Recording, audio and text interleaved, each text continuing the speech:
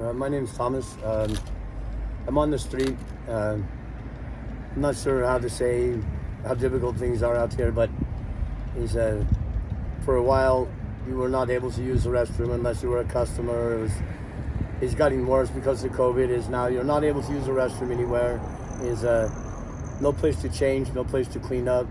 If you're not part of the system already, is with the Denver Rescue Mission downtown being closed, only annexes open. People who are already prior in the system are the ones getting help. If you don't have ID or paperwork, it gets worse. Trying to apply for it or get it, everybody says, everybody qualified for stimulus.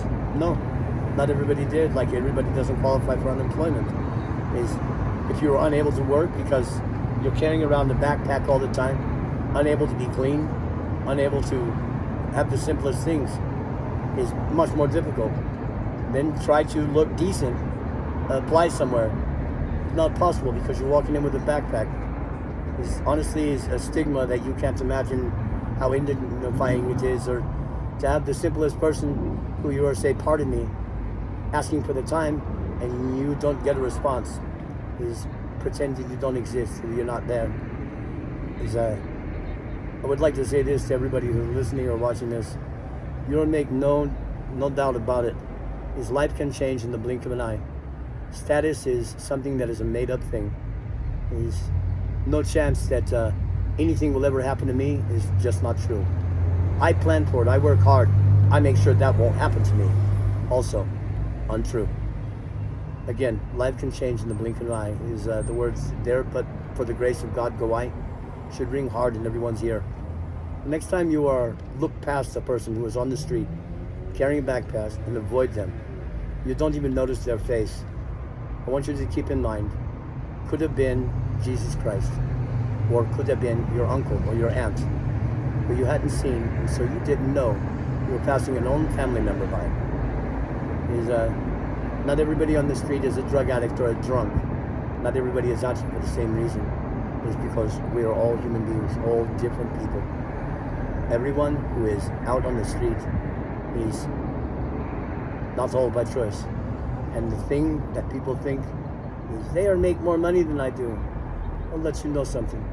The inability to hold the staples of commodities, things like milk and bread and cereal, because as if you have to carry everything you've got everywhere, no place to refrigerate it, no place to hold the food, no place to cook it.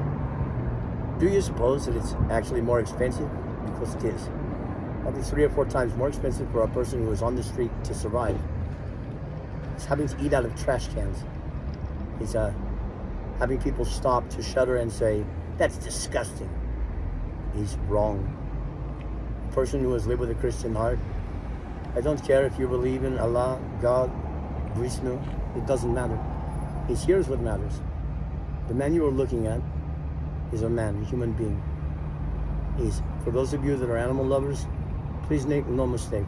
I love animals too, but I love my fellow human being more. With everybody that is walking around and say, "Look, I don't have anything to give you," because you're stopping at the animal shelter or the pet shop to buy your toy for your cat, is the man you are passed by as you do that is losing his dignity systematically. As you head to the liquor shop and the pot shop and then go grab scratch tickets from the retailer, keep in mind you valued those things more important than a human life. It's not proper. Everywhere else in the world, a man is look for his opportunity to do what he can to help another person.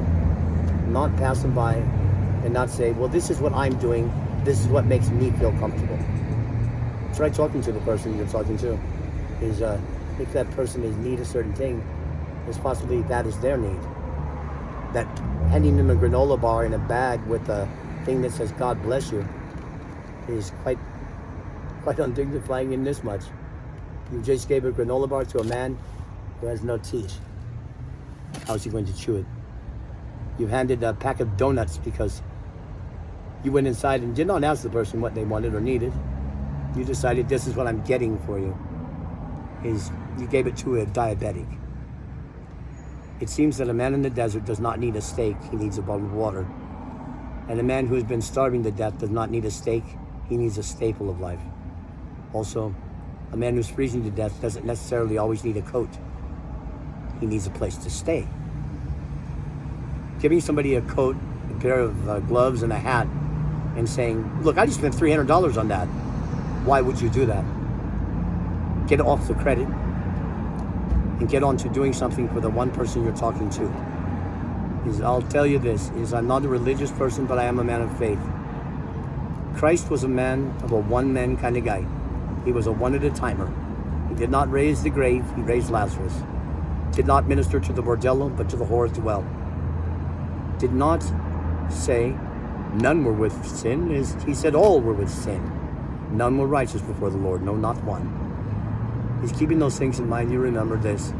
Is my parting words. Lord said, least of these things you do unto my children, you do also unto me. Keeping that in mind, the Lord has asked you to come back to his fold. As if this is my opportunity to do something decent as this. God loves you and misses you. Wants you to share your life with others and wants you to remember why we're here. Why we're here is to share and help each other. Please keep that in mind as you look at this.